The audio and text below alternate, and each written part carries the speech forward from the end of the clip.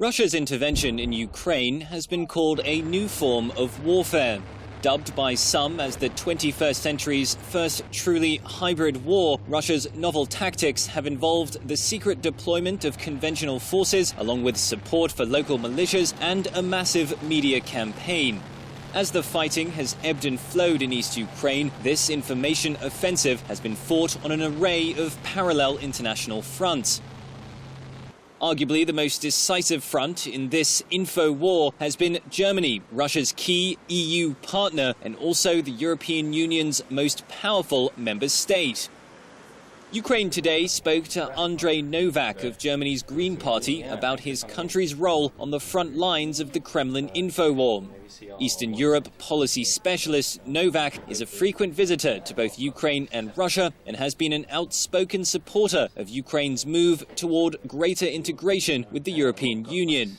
He claims that Russian disinformation has had a major impact on German coverage of the Ukraine crisis, but sees positive trends emerging as individual journalists get to grips with the story. We are worried about a lot of disinformation being spread in Germany, some of which is coming from the Russian side, who are investing heavily in an information or more like disinformation campaign in Germany. And but also it's just general, ignorance or lack of knowledge and lack of engagement in Western Europe and in Germany towards Eastern Europe and especially Ukraine, which is compared with Russia, which has always been present in the media, in the press, and in films and so on, has been ignored until very recently by many people in our country. So we are trying to raise the awareness and bring real information and based on our expertise. Are the pro-Russian voices in Germany very loud? Are they drowning out the pro-Ukraine voices, for example? Or do the Russians have undue influence in German media? Well, I do think that the process has evolved and the tendencies have evolved. In the early days of the conflict, there was a lot of the journalists who were covering it weren't actually, because of lack of correspondence, based in Kiev and compared to Moscow or mostly Germany.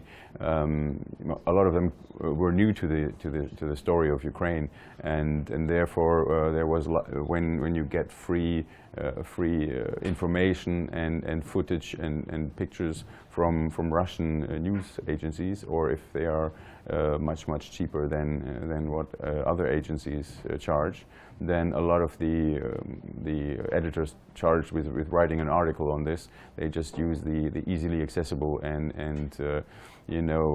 affordable material that Russians are offering. So a lot of them weren't ready to write really well-founded pieces, and that has changed over the past couple of months. And now I think there's a slowly a better picture emerging of Ukraine and more of a Ukrainian perspective coming through.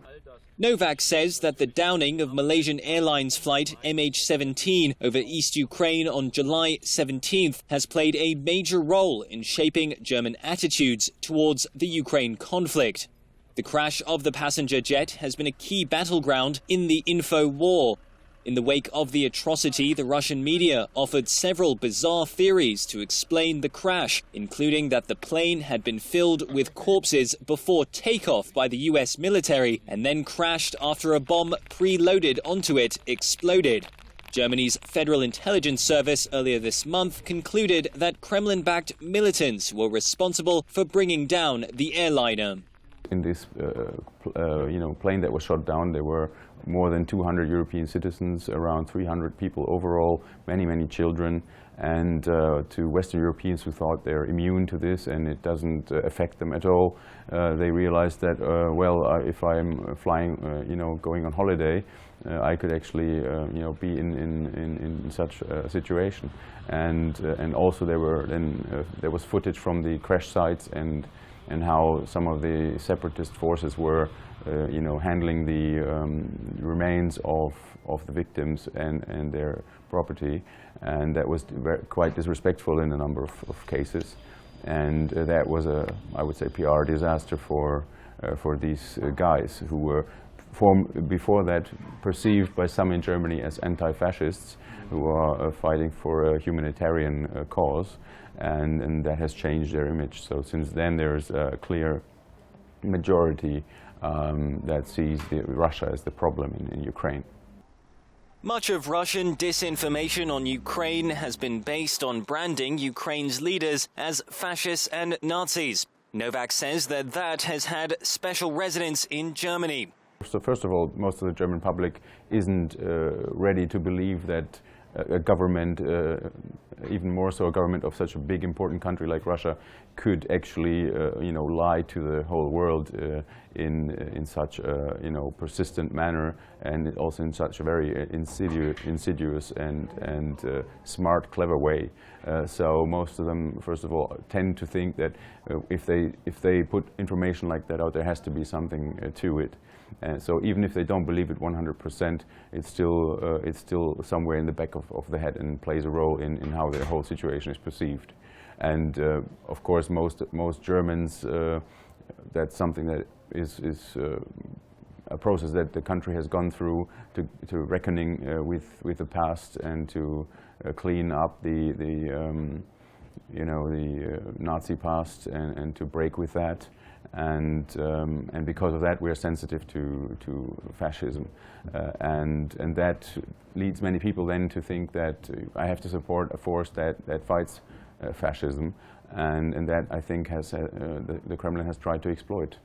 And is it fair to call that war guilt? Well, there's a discussion. Some people perceive it as such. But I think that the discussion is mostly, and that's the kind of thing that you learn in history. It's not that the German people are guilty in eternity of the crimes of the Nazis, because guilt isn't collective, it's individual, but that we have a historical responsibility towards the victims of fascism, and that convinces many people to take care of the war memorials and pay pensions to war victims, forced laborers, and so on, and that's something that a large number of people support, and also, of course, the teaching of this history. Ukraine's recent parliamentary election returned an assembly which is the most pro-European in the country's history. Ukrainian President Petro Poroshenko has said that he hopes EU membership talks can begin in 2020.